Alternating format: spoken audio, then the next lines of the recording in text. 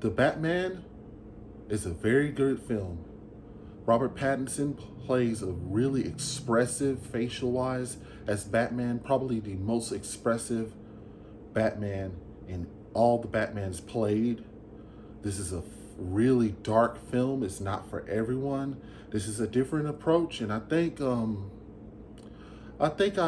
it's pretty interesting.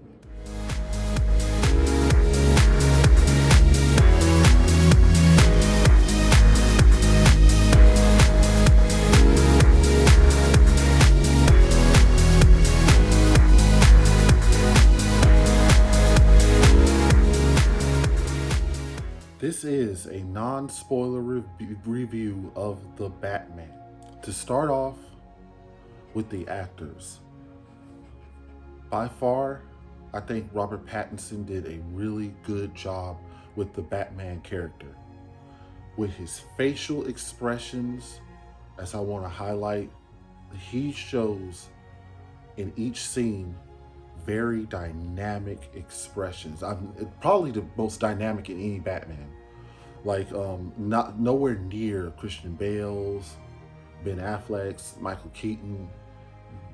With Robert Pattinson and what Matt Reeves did is that they really concentrated on the face and the expressions and not more than just the talking.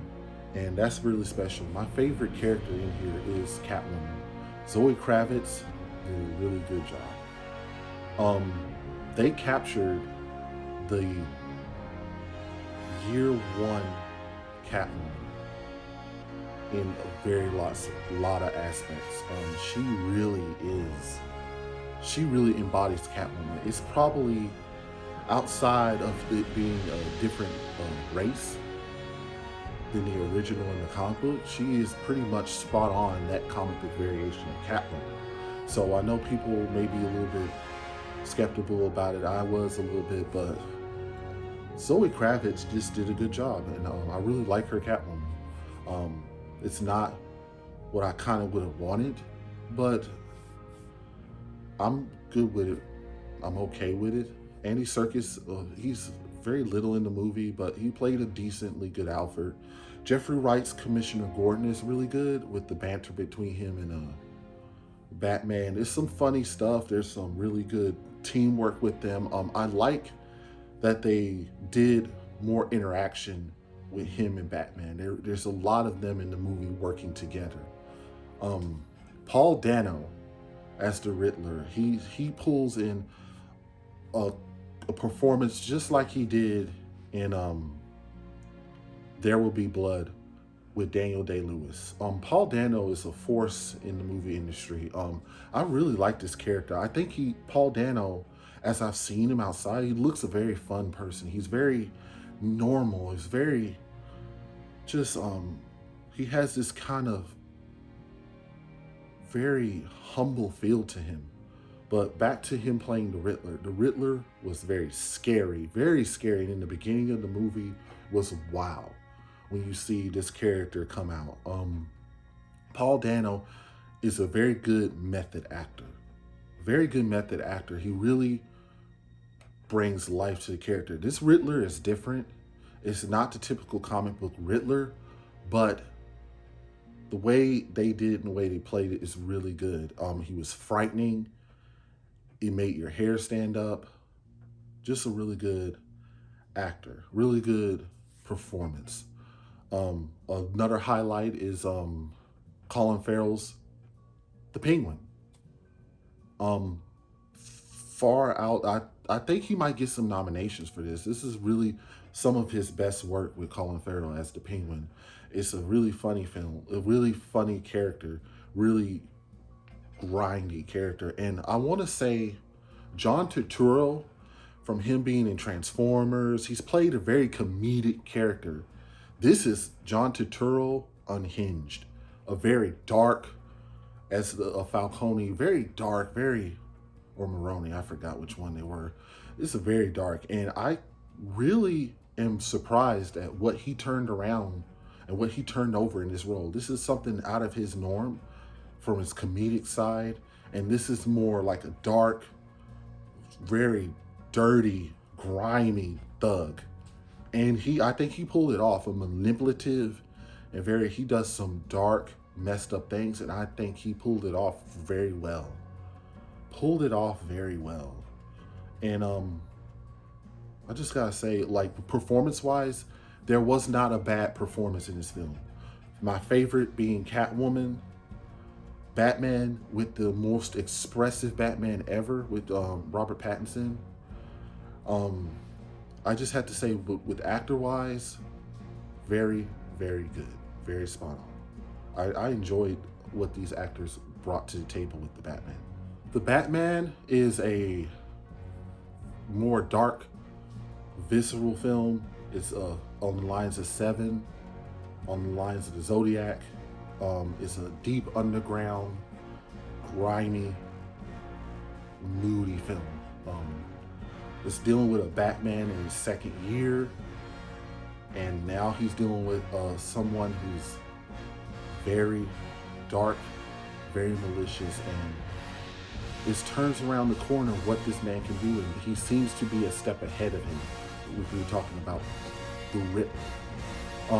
As far as what I think about the movie, I had some apprehensions. With Robert Pattinson being Batman, I had no apprehensions. I thought he was going to do a good job, and he did. He delivered. With Zoe Kravitz as Catwoman, I was a little bit skeptical, but I love Zoe Kravitz. So when I saw her, I was like, I see why they cast her. It's for an actress cast as an opposite race of the other character being white is on par with Robert Downey Jr. Even though she's playing a white character, she plays the Catwoman. So this is for my first time saying a casting for a character outside the race of the original character is close to Robert Downey Jr. and Hugh Jackman being cast as Wolverine and Iron Man. She plays Catwoman almost to the letter. So thumbs up to Zoe Kravitz. I mean, I really love this actress. So that was a good call. And with Commissioner Gordon, Jeffrey Wright is kind of the same thing. Not on the lines as Catwoman, but Jeffrey Wright pulls it out, being the opposite race of opposite race of the character in the comic book. So as far as with the Batman film entirely, it's moody, it's dark, it's engaging. Throughout beginning to the end of the movie, I was fully engaged. And that was me coming off of work, because I went straight from work and saw the 11 o'clock showing. So close to midnight. So that's me coming out an 8-hour shift. I went and used the bathroom right away, got some popcorn stuff, drunk a drink. Did not fall asleep. I think I barely dozed off, like barely toward the end, like a slight doze. But as far as for me just going right off of work and going into the movie had me that engaged. The movie had me that engaged. Now with the story, it goes back and forth between two different characters or two different villains in the main storyline. So you will be going into this one villain story, you'll sidetrack into another. So it's back and forth, but it does have a decent pace to it. There's some dark stuff in it. I want to say about Gotham City, it is accurate to the comic book of Gotham City, all the way down to Arkham. It is a very accurate depiction of Gotham City. It has the vibes of the comic book, but mostly I feel that Gotham City represents, in this the Batman movie, it feels more like closely to Arkham Knight from the Arkham games, with the Batman Arkham games. It has it's a very dirty, grimy, a place where why would you live here place. I love that. I love that that it looks like that. That's what I like about this film, outside of the Nolan films. The first Batman Nolan film had that Gotham feel, but when they went into the Dark Knight Rises, it went more realistic feel. I like that this Batman is more Gotham, and it has that Gotham fantasy feel of a noir Gotham. And I hope and I pray that, not pray, I hope that Matt Reeves continues with this Gotham and doesn't deviate from that. It's a very good Gotham. It's probably the best Gotham in all the Batman films, including the Michael Keaton. Michael Keaton Batman was the Tim Burton Batman. I think that Gotham is better. In the Batman's Gotham City is better than Tim Burton's version. That's close to the comic books as you can probably get. This one is very comic books accurate. It's like, that's Gotham. Even when you get into Bruce Wayne's mansion, it has like a Dracula. This is what I'll say. It has like a Count Dracula feel. It's like you feel like when you go into Bruce Wayne's mansion, you feel like you're in Dracula's castle. That's what it feels like. It just feels so vampiric. And I kind of like that. This is very different. This is very close to a very hyper comic book feel. And that's what I really enjoy that. This is a very comic book feel, but it's very grounded into reality. It's very grounded into reality. And I have some things about that. So, here's some little cons I have about the Batman. The fact that he did a good job bringing in Gotham. Matt Reeves did a good job bringing in Gotham's feel and the dark and gloomy. It's very comic books accurate. I think he went even more realistic than Christopher Nolan. With the Nolan films, he kept Batman a little bit more fantasy. There's some the way he kept the little fantasy elements to Batman. With Matt Reeves, I think he went too far with the realism in certain areas of the Batman. And there's one I didn't particularly like. I'm okay with it, but I was like, nah. But I think it's year 2. Maybe in the next movie he'll up his Batman will up his game even more. But I was like, you could have done this with this. You should have let him have a little bit more. But I think to go so realistic and so grounded, Batman has to have fantasy elements to him. And this is why I'm kind of a little bit against this being just Batman and derived from the DC universe. Batman has some fantasy characters that go outside of reality. Riddler being one of them. The Joker. And to ground it so much in reality takes away that element. Like, how are you going to do Mr. Freeze in this world? How are you going to do Poison Ivy? How are you going to do certain characters in this world? It's just it goes too grounded in reality, just way too much. That's the thing. It's a great film. I love the film. I love the costume. The Batman costume is sick. I love that costume. That hot toy.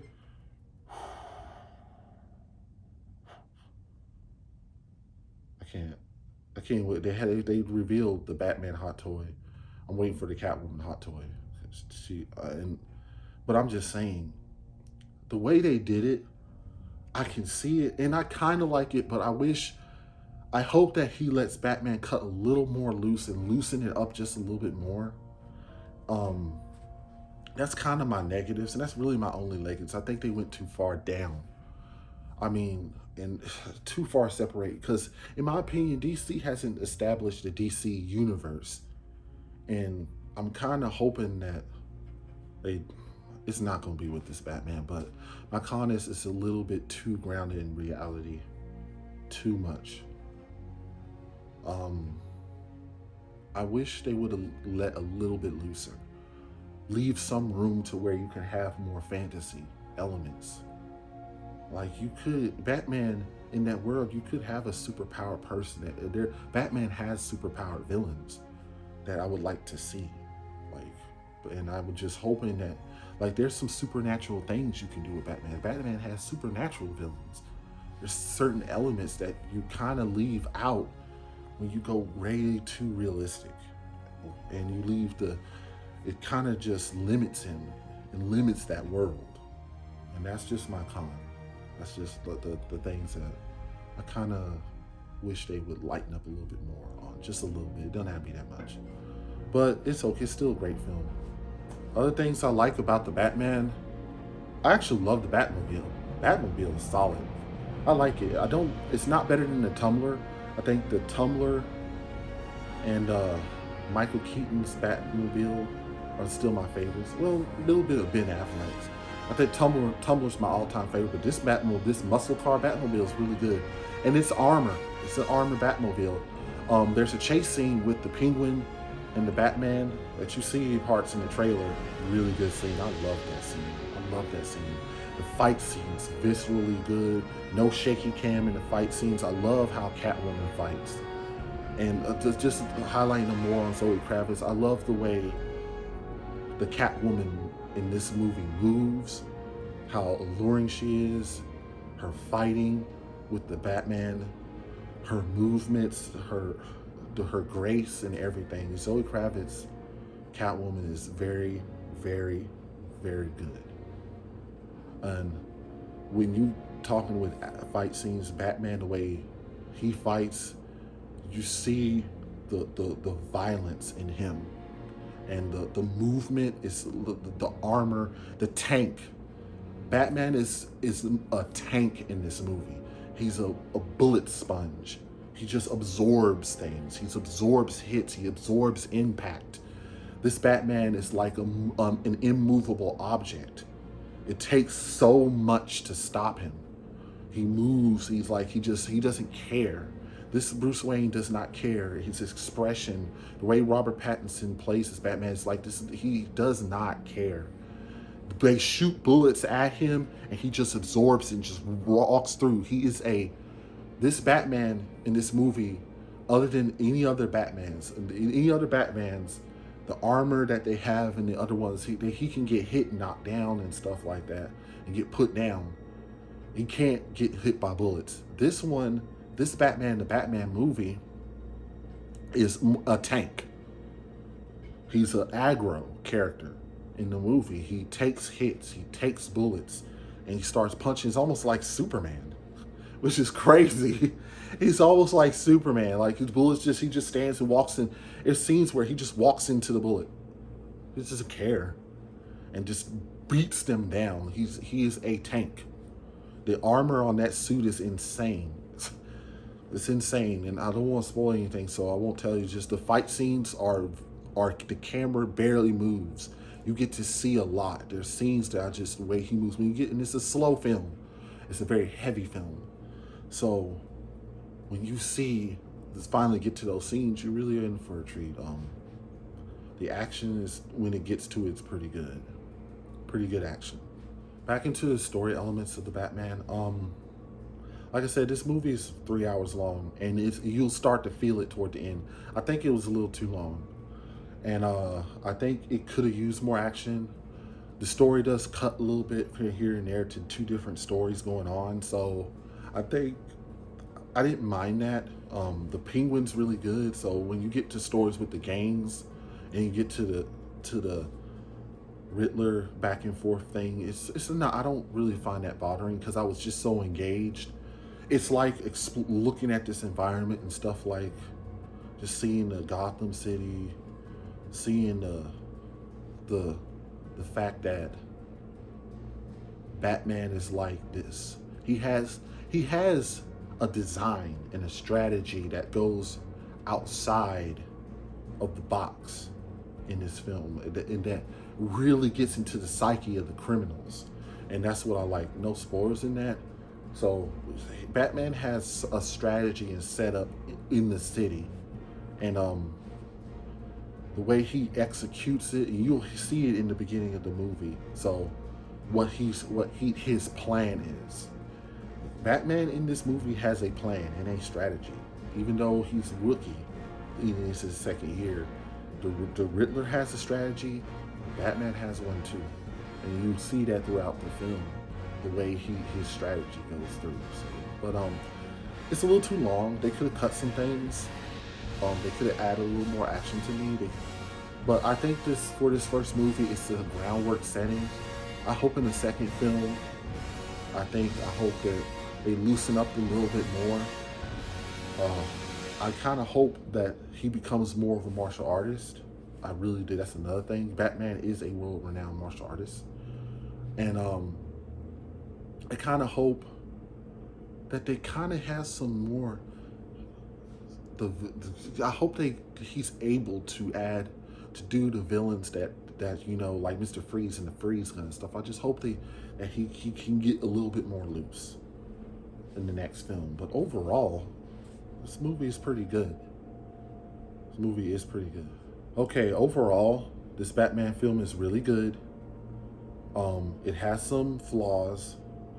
It's a little bit too long, but overall, I was engaged throughout the beginning of the end to the end. A lot of things I hear online about people not liking the ending. In my opinion, I enjoyed the ending. I liked the ending, and I liked the dialogue in the ending from Bruce Wayne. And there's some scenes that I really love between Catwoman and Wolverine. Did I say Wolverine? I hope I just say, I meant the Batman. If I said Wolverine, oh my God. That's it. Well, I meant there with Batman and Catwoman that I really like. I'm a fan of the Batman Catwoman romance, so I hope there's some things with that. So in the end, I'd like the ending. I like a certain thing that happens in the end. So the ending didn't too much. The climax scene toward the end, I kind of liked. It wasn't bad to me. So it's my kind of opinion. So I think from beginning to end, other than it being too long, it's actually a really good film from beginning to end, in my opinion. There's some things I like. There's an end credit scene that leads to a hint for some website stuff.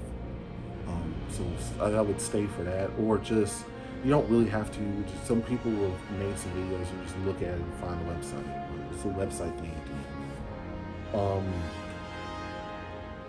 The Riddler, great. Batman, great. Catwoman is by far my favorite.